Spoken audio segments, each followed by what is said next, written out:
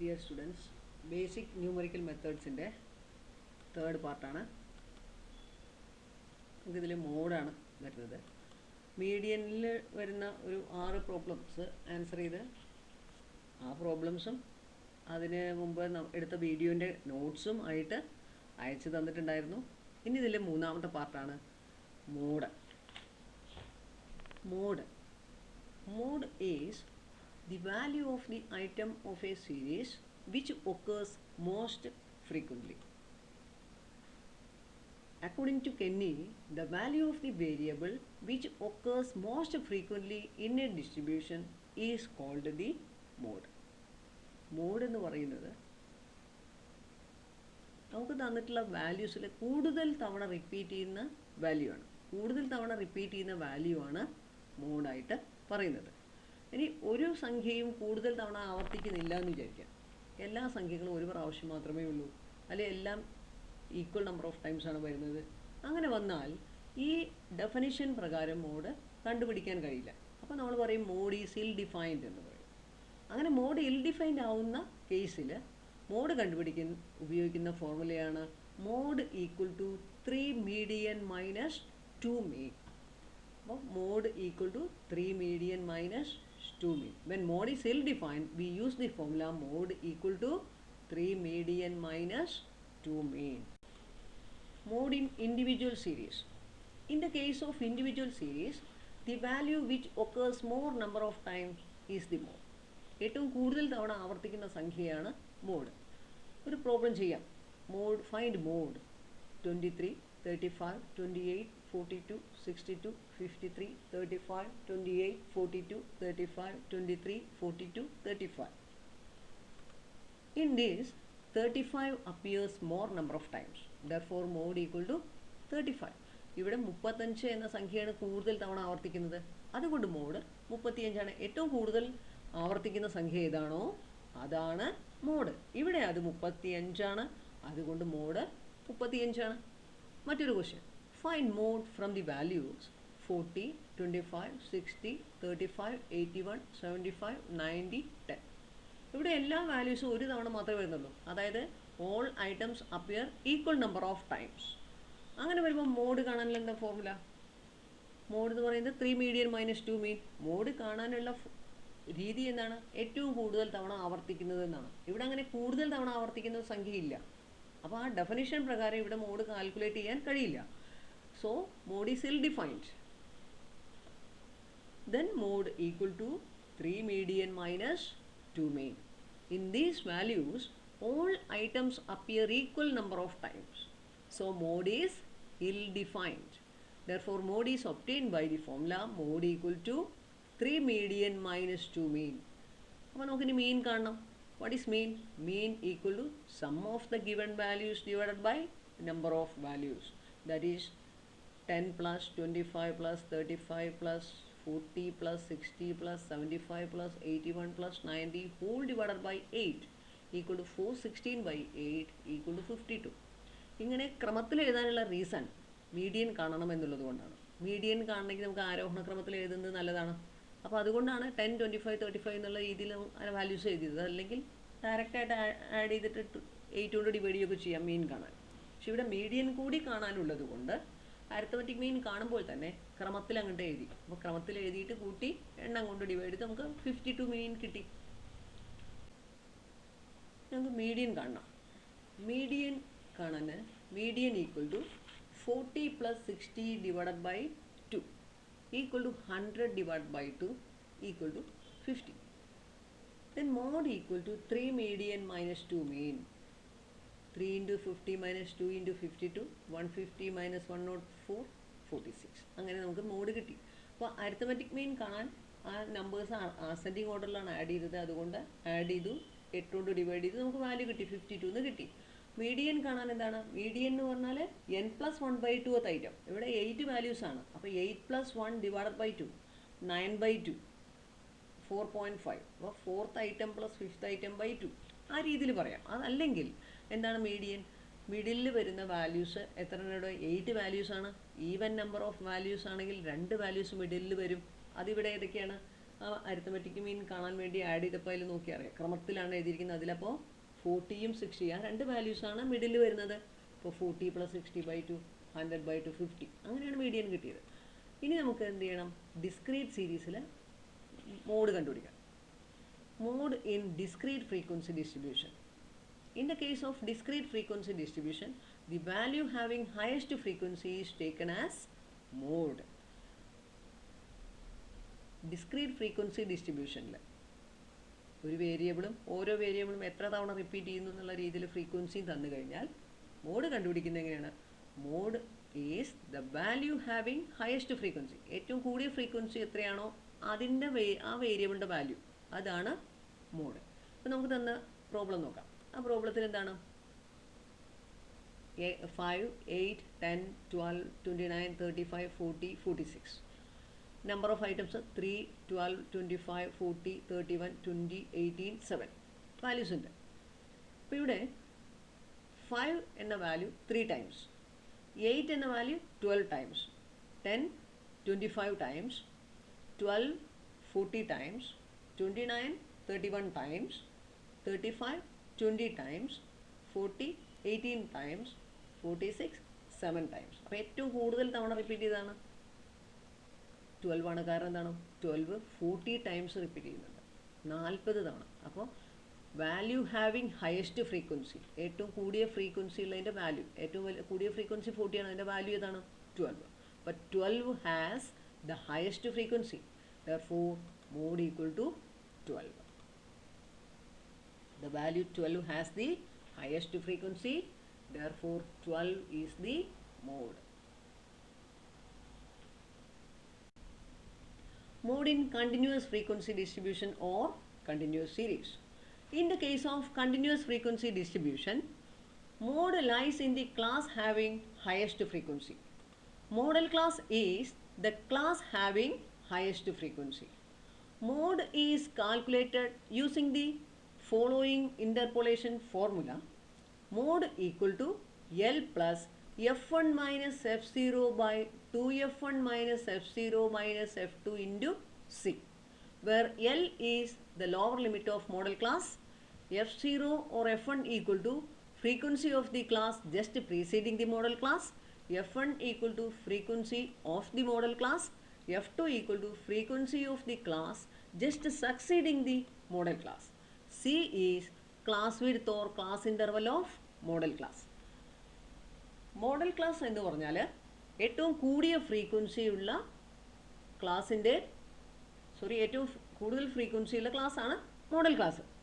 അപ്പോൾ modal class എന്ന് പറഞ്ഞാൽ class having highest frequency. Frequency column നോക്കുക, ഹയസ്റ്റ് ഫ്രീക്വൻസി ഏതിനാണോ അതിന് കറസ്പോണ്ടിങ് ആയിട്ടുള്ള ക്ലാസ്സാണ് മോഡൽ ക്ലാസ്. അപ്പോൾ കൂടിയ ഫ്രീക്വൻസിക്ക് കറസ്പോണ്ടിങ് ആയ ക്ലാസ്സാണ് മോഡൽ ക്ലാസ്. മോഡൽ ക്ലാസ് കിട്ടി. അതിനുശേഷം എൽ, ആ മോഡൽ ക്ലാസിൻ്റെ lower limit. L is lower limit of modal class. പിന്നെ എഫ് നോട്ട് ആണ്. എഫ് നോട്ട് എന്ന് പറഞ്ഞാൽ എന്താണ്? ആ മോഡൽ ക്ലാസ്സിന് തൊട്ട് മുമ്പുള്ള ക്ലാസ്സിൻ്റെ ഫ്രീക്വൻസി, അതിനാണ് എഫ് നോട്ട് അല്ലെങ്കിൽ f0 എന്ന് പറയുന്നത്. പിന്നെ f1 മോഡൽ ക്ലാസ്സിൻ്റെ ഫ്രീക്വൻസി. പിന്നീട് f2 മോഡൽ ക്ലാസ്സിന് തൊട്ടടുത്ത ക്ലാസ്സിൻ്റെ ഫ്രീക്വൻസി. സി എന്ന് പറഞ്ഞാൽ മോഡൽ ക്ലാസ്സിൻ്റെ ക്ലാസ് ഇൻ്റർവൽ അല്ലെങ്കിൽ ക്ലാസ് വിഡ്ത്ത്. നമുക്കൊരു പ്രോബ്ലം ചെയ്ത് നോക്കാം. Calculate mode from the following data. Size 10 to 15, 15 to 20, 20 to 25, 25 to 30, 30 to 35, 35 to 40, 40 to 45, 45 to 50. Frequency 4, 8, 18, 30, 20, 10, 5, 2. മോഡാണ് കാൽക്കുലേറ്റ് ചെയ്യേണ്ടത്. അപ്പോൾ എന്താണ്? ആദ്യമായിട്ട് മോഡൽ ക്ലാസ് കണ്ടെത്താം. എന്താണ് modal class? Modal class is the class having highest frequency. Highest frequency ഇതിലേതാണ്? Frequency 4, 8, 18, 30, 20, 10, 5, 2. Highest frequency 30 ആണ്. അപ്പോൾ ആ 30 ഉള്ള ക്ലാസ് എന്ന് പറഞ്ഞാൽ 25 to 30. അപ്പോൾ modal class equal to class having highest frequency equal to 25 to 30 since it has highest frequency. ഇനി നമ്മൾ എന്ത് ചെയ്യണം? മോഡ് കാണാനുള്ള ഫോർമുല എഴുതണം. Mode equal to L plus F1 minus F0 by 2F1 minus F0 minus F2 into C. ഇനി ഓരോ value ആയിട്ട് എഴുതണം. L എന്താണ്? Lower limit of modal class. Modal class 25 to 30 ആണ്. അതിൽ 25 ആണ് ലോവർ ലിമിറ്റ്. അപ്പോൾ L ഈക്വൽ ടു 25. അടുത്ത F0 ആണ്. F0 എന്ന് പറഞ്ഞാൽ എന്താണ്? Frequency of the class just preceding the modal class. Modal ക്ലാസ്സിന് തൊട്ട് പിന്നിലുള്ള ക്ലാസ്സിൻ്റെ ഫ്രീക്വൻസി. മോഡൽ ക്ലാസ് 25 to 30 ആണ്. അതിന് തൊട്ട് പിന്നിലുള്ള ക്ലാസ് 20 to 25 ആണ്. അതിൻ്റെ ഫ്രീക്വൻസി 18 ആണ്. അപ്പോൾ F0 പറഞ്ഞാൽ 18. ഇനി F1 ആണ്. F1 എന്ന് പറഞ്ഞാൽ എന്താണ്? Frequency of modal class. Model ക്ലാസ്സിൻ്റെ ഫ്രീക്വൻസി. മോഡൽ ക്ലാസ് 25 to 30 ആണ്. അതിൻ്റെ ഫ്രീക്വൻസി 30 ആണ്. മോഡൽ ക്ലാസ് 25 to 30, അതിൻ്റെ ഫ്രീക്വൻസി 30. അപ്പോൾ F1 30. ഇനി F2 എന്ന് പറഞ്ഞാൽ എന്താണ്? Frequency of the class just succeeding the modal class. Modal ക്ലാസ്സിന് തൊട്ടടുത്ത ക്ലാസ്, അതിൻ്റെ ഫ്രീക്വൻസി. മോഡൽ ക്ലാസ് 25 to 30, അതിന് തൊട്ടടുത്ത ക്ലാസ് 30 to 35, അതിൻ്റെ ഫ്രീക്വൻസി 20. അപ്പോൾ F2 എന്ന് പറഞ്ഞാൽ 20. ഇനി വേണ്ടത് C ആണ്. C എന്താണ്? Class width or class interval of modal class. ഇവിടെ മോഡൽ ക്ലാസ് 25 to 30 ആണ്. അതിൻ്റെ ക്ലാസ് ഇൻ്റർവൽ എന്ന് പറഞ്ഞാൽ 30 25 മൈനസ് ചെയ്യുക 5. 25 to 30 ആണ് ക്ലാസ്. അപ്പോൾ 30 25 കുറച്ചാൽ 5. അപ്പോൾ ക്ലാസ് ഇൻ്റർവൽ എന്ന് പറയുന്നത് 5 ആണ്. അപ്പോൾ ഇനി വീണ്ടും മോഡിൻ്റെ ഫോർമുല അപ്ലൈ ചെയ്യും. Mode equal to L plus F1 minus F0 by 2F1 minus F0 minus F2 into C. ഓരോ വാല്യൂ ആയിട്ട് സബ്സ്റ്റിറ്റ്യൂട്ട് ചെയ്തു. 25 plus 30 minus 18 into 5 by 2 into 30 minus 18 minus 20. അപ്പോൾ നമുക്ക് 30 മൈനസ് 18 ആദ്യം ചെയ്ത് നോക്കാം. 30 മൈനസ് 18 എത്രയാണ്? 12 ആണ്. അപ്പോൾ 12 ഇൻറ്റു 5 വരും. 25 പ്ലസ് 12 ഇൻറ്റു 5 ബൈ ആ ഡിനോമിനേറ്റർ എന്ത് വരും? 2 ഇൻറ്റു 30 മൈനസ് 18 മൈനസ് 20. 2 ഇൻറ്റു 30 60. 60 ആദ്യം നമുക്ക് 20 മൈനസ് ചെയ്യാം. 60 മൈനസ് 20 40. 40 18 മൈനസ് ചെയ്താൽ 22. അപ്പോൾ ഇവിടെ എന്ത് വന്നു? 12 ഇൻറ്റു 5 ബൈ 22. അപ്പോൾ 25 പ്ലസ് 12 ഇൻറ്റു 5 ബൈ 22. 12 ഇൻറ്റു 5 60 ആണ്. 60 ബൈ 22 അത് സിംപ്ലിഫൈ ചെയ്താൽ 2.727 വരും. അപ്പോൾ 25 പ്ലസ് 2.727 അഥവാ 27.727. അപ്പോൾ mode equal to 27.727. Mathematical properties of arithmetic mean. First one ഇതാണ്. Algebraic sum of the deviations of a set of values from their mean is 0. ഒരു example വെച്ച് നമുക്ക് നോക്കാം. 4, 12, 18, 15, 10, 7 ഈ വാല്യൂസ് വെച്ച് നമുക്ക് ഈ പ്രോപ്പർട്ടി ഒന്ന് പറയാം. ഇവിടെ 6 വാല്യൂസ് തന്നിട്ടുണ്ട്. അപ്പോൾ എന്താണ് പറയുന്നത്? ഈ 6 വാല്യൂസും അവയുടെ അരിത്തമെറ്റിക് മീൻ തമ്മിലുള്ള ഡിഫറൻസിൻ്റെ സമ്മം. അപ്പോൾ ആദ്യത്തെ വാല്യൂ 4 ആണ്. അരിത്തമെറ്റിക് മീൻ 11 ആണ്. അരിത്തമെറ്റിക് മീൻ എങ്ങനെ കിട്ടുന്നത്? എല്ലാ വാല്യൂസും കൂടെ ആഡ് ചെയ്തു. അതിനെ ടോട്ടൽ നമ്പർ ഓഫ് വാല്യൂസും ഉണ്ട്. ഇവിടെ 6 വാല്യൂസ് ഉണ്ട്. അപ്പോൾ 6 കൊണ്ട് ഡിവൈഡ് ചെയ്തു. നമുക്ക് 11 കിട്ടി. അപ്പോൾ അരിത്തമെറ്റിക് മീൻ കിട്ടി 11. ഇനി എന്താ പറയുന്നത്? ഓരോ വാല്യൂ ഈ 11 തമ്മിലുള്ള ഡിഫറൻസ് കാണാം. എന്നിട്ട് അതിൻ്റെ സം കാണാം. അത് 0 ആയിരിക്കും എന്നാണ്. അതാണ് ആ ഡീവിയേഷൻസിൻ്റെ സമ്മ്. അരിത്തമെറ്റിക് മീനും ഗിവൺ വാല്യൂസും തമ്മിലുള്ള ഡീവിയേഷൻസിൻ്റെ സമ്മ് 0 ആയിരിക്കും എന്നാണ്.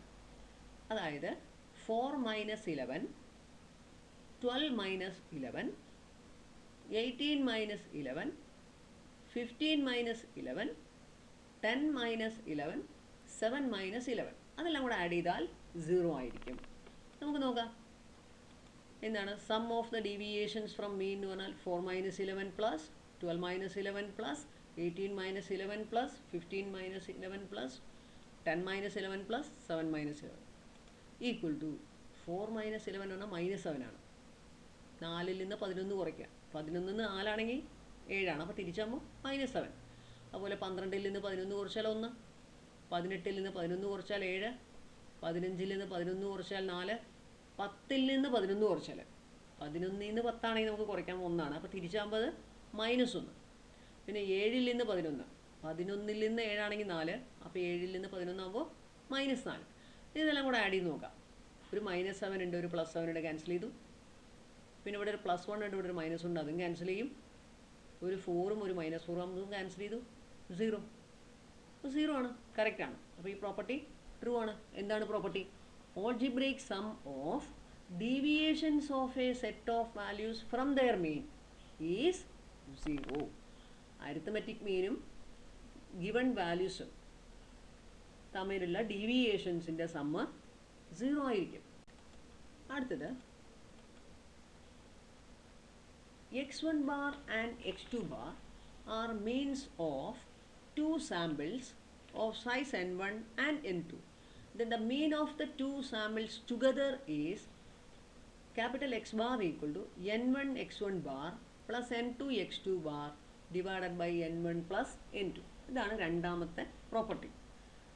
അതായത് ഒരു n1 ഐറ്റംസിൻ്റെ അരിത്തമെറ്റിക് മീൻ x1 ബാർ ആണ്, മറ്റൊരു n2 ഐറ്റംസിൻ്റെ അരിത്തമെറ്റിക് മീൻ x2 ബാർ ആണെങ്കിൽ കമ്പൈൻഡ് മീൻ എന്ന് പറയുന്നത് n1 x1 bar plus n2 x2 bar by n1 plus n2 ആയിരിക്കും.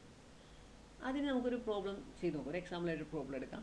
In a class there are 30 boys and 20 girls. Their average marks are respectively 50 and 60. Then the average mark of all students together. അത് കണ്ടുപിടിക്കണം. അപ്പോൾ എന്താണ്, ഒരു ക്ലാസ്സിൽ 30 ആൺകുട്ടികളുണ്ട്, 20 പെൺകുട്ടികളുണ്ട്. അവരുടെ ശരാശരി മാർക്കുകൾ യഥാക്രമം 50ഉം 60ഉമാണ്. എന്ന് വെച്ചാൽ എന്താണ്, 30 ബോയ്സ് ഉണ്ട്, ഒരു ആൺകുട്ടിയുടെ ശരാശരി മാർക്ക് 30ആണ്, അതുപോലെ 20 ഗേൾസ് ഉണ്ട്, ഒരു പെൺകുട്ടിയുടെ ശരാശരി മാർക്ക് 60ആണ്. അപ്പോൾ 30 ബോയ്സ് 20 ഗേൾസ്. അപ്പോൾ n1 എന്താണ് 30, n2 20. ഇനി x1 ബാർ 50, x2 ബാർ 60. നമുക്ക് കാണേണ്ടത് എന്താണ്, ക്ലാസ്സിൻ്റെ ടോട്ടൽ ശരാശരിയാണ്. ക്ലാസ്സിൻ്റെ ശരാശരി, അതായത് ആൺകുട്ടികളുടെ മാർക്കുകളുടെ ശരാശരി അറിയാം, പെൺകുട്ടികളുടെ മാർക്കിൻ്റെ അരിത്തമെറ്റിക് മീനും അറിയാം. അപ്പോൾ നമുക്ക് അറിയേണ്ടത് ക്ലാസ്സിൻ്റെ ആവറേജ് മാർക്കാണ്. അപ്പോൾ ക്ലാസ്സിൻ്റെ ആവറേജ് മാർക്ക് കാണണമെങ്കിൽ നേരത്തെ പറഞ്ഞ ഈ കമ്പൈൻഡ് മീൻ കാണാനുള്ള ഫോർമുല ഉപയോഗിക്കണം. എന്താണ്, x bar equal to n1 x1 bar plus n2 x2 bar by n1 plus n2. അപ്പോൾ എക്സ് ബാർ എന്ന് പറഞ്ഞാൽ കമ്പൈൻഡ് മീൻ, അതായത് average mark of all students together എന്ന് പറയുന്നത് n1 x1 bar plus n2 x2 bar by n1 plus n2. n1 ഇവിടെ 30 ആണ്, x1 bar 50 ആണ്. അപ്പോൾ 30 × 50 പ്ലസ് n2 20 ആണ്, x2 ബാർ 60 ആണ്. 20 × 60 by total number of students 30 plus 20 equal to 1500 plus 1200 by 50, 2700 by 50. രണ്ടിനെ 200 divide ചെയ്താൽ 5400 ബൈ 100 ഓർ 54. അപ്പോൾ combined മീൻ അല്ലെങ്കിൽ ക്ലാസ്സിൻ്റെ മൊത്തം ശരാശരി മാർക്ക്, ക്ലാസ്സിൻ്റെ ആവറേജ് മാർക്ക് എന്ന് പറയുന്നത് 54 ആണ്. അടുത്ത വേറൊരു പ്രോബ്ലം നോക്കാം. The mean wage of 100 laborers working in a factory running 2 shifts of 60 and 40 workers respectively is ₹38. The mean wage of 60 laborers working in the morning shift is ₹40. Find the mean wage of laborers working in the evening shift. The mean wage of 100 laborers working in a factory running 2 shifts of 60 and 40 workers respectively is ₹38. The mean wage of 60 laborers working in the morning shift is ₹40. Find the mean wage of laborers working in the evening shift. അപ്പോൾ 2 ഷിഫ്റ്റുകളിലായിട്ട് 60ഉം 40ഉം ആളുകൾ മൊത്തം 100 പേര് work ചെയ്യുന്നുണ്ട്. അപ്പോൾ ആ 100 പേര് work ചെയ്യുന്നതിൽ ശരാശരി വേതനം 38 ആണ്. ആ 100 പേരുടെ ശരാശരി വേതനം 38 ആണ്. ഇനി അതുപോലെ മോർണിംഗ് ഷിഫ്റ്റിൽ വർക്ക് ചെയ്യുന്ന 60 പേരിലെ ശരാശരി എന്ന് പറയുന്നത് 40 ആണെങ്കിൽ ഈവനിങ് ഷിഫ്റ്റിൽ ആ 40 പേരുടെ ശരാശരി എത്ര? അതായത് ഇവിടെ നമുക്ക് തന്നിട്ടുള്ള കാര്യങ്ങൾ, അപ്പോൾ ഇവിടെ നമ്മൾ യൂസ് ചെയ്യുന്ന ഫോർമുല ഇതാണ്, കമ്പൈൻഡ് മീൻ ഉപയോഗിച്ചിട്ടാണ്. അത് ഉപയോഗിച്ച് മാത്രമേ നമുക്ക് ഇത് ചെയ്യാൻ പറ്റുള്ളൂ. തന്ന കാര്യങ്ങൾ അങ്ങനെയാണ്. ടോട്ടൽ നമ്പർ ഓഫ് ലേബറേഴ്സ് അറിയാം, മോർണിംഗ് ഷിഫ്റ്റിൽ എത്ര, ഈവനിങ് ഷിഫ്റ്റിൽ എത്ര എന്നറിയാം. പിന്നെ അതുപോലെ 100 ലേബറേഴ്സിൻ്റെ അരിത്മെറ്റിക് മീൻ നമുക്ക് തന്നിട്ടുണ്ട്. പിന്നെ ആ 60 ലേബറേഴ്സിൻ്റെ തന്നിട്ടുണ്ട്. അപ്പോൾ ഇവിടെ നമ്മൾ ഉപയോഗിക്കുന്ന ഫോർമുല ഇതാണ്, X bar equal to n1 x1 bar plus n2 x2 bar by n1 plus n2. ഇനി ഇതിൽ ഓരോന്നും എന്തൊക്കെയാണെന്നാണ്. The mean wage of 100 labourers. അപ്പോൾ 100 ലേബറേഴ്സ് 60-40 രണ്ട് ഷിഫ്റ്റുകളിൽ വർക്ക് ചെയ്യുന്ന 100 പേരുടെ എന്ന് പറഞ്ഞാൽ N1 + N2 100 ആണെന്നും N1 60 N2 40 ആണെന്നും നമുക്ക് എടുക്കാം. N1 + N2 100, N1 60, N2 40, അത്രയും നമുക്ക് കിട്ടി. ഇനി ആ 100 പേരുടെ ശരാശരിയാണ് 38. The mean wage of 100 labourers working is ₹38 എന്ന് പറയാം. The mean wage of 100 laborers working in a factory is ₹38. അപ്പോൾ X bar എന്ന് പറയുന്നതാണ് 38. ഇനി the mean wage of 60 laborers working is ₹14 ആണ്. അപ്പോൾ N1 എന്ന് പറയുന്നത് 60 ആണെങ്കിൽ X1 bar എന്ന് പറയുന്നത് 40 ആണ്. അപ്പോൾ N1 + N2 100, X bar 38, N1 60, N2 40, X1 bar 40. Here we want to find the value of X2 bar. Combine between X bar equal to 38, X1 bar 40, N1 60, N2 40. Values ഒക്കെ കൊടുത്തു. X bar equal to N1 X1 bar plus N2 X2 bar by N1 plus N2 ആണ്. 38 equal to 60 into 40 plus 40 into X2 bar. നമുക്കറിയില്ല X2 bar ആണ് കണ്ടുപിടിക്കേണ്ടത്. Divided by 60 + 40 over 100. ഈ ഡിനോമിനേറ്ററിലുള്ള 100നെ left സൈഡിലേക്ക് കൊണ്ടുവന്നാൽ 38 into 100 equal to 60 into 40 2400 plus 40 X2 bar. ഇപ്പോൾ നമുക്ക് കിട്ടിയത് 38 into 100 equal to 2400 plus 40 X2 bar. 38 into 100 എന്ന് പറഞ്ഞാൽ 3800. റൈറ്റ് സൈഡിലുള്ള 2400 ലെഫ്റ്റ് സൈഡിലേക്ക് വന്നു. അപ്പോൾ 3800 minus 2400 equal to 40 X2 bar. Subtract ചെയ്തപ്പോൾ 1400 equal to 40 X2 bar. അല്ലെങ്കിൽ എന്താണ് 40 X2 bar equal to 1400 അങ്ങനെ പറയാം. അപ്പോൾ X2 bar എന്തായിരിക്കും 1400 divided by 40 equal to 35. ഈ X2 എന്ന് പറയുന്നത് എന്താണ് ശരാശരി വേതനമാണ്. ബാക്കിയെല്ലാം റുപ്പീസിലാണ്. അപ്പോൾ അതുകൊണ്ട് ഇവിടെ നമ്മൾ ആ റുപ്പീസ് എന്നുള്ളത് ചേർത്തു. X2 bar equal to 35 rupees. X2 bar equal to 35 rupees. അതായത് mean wage of workers in the evening shift equal to 35 rupees.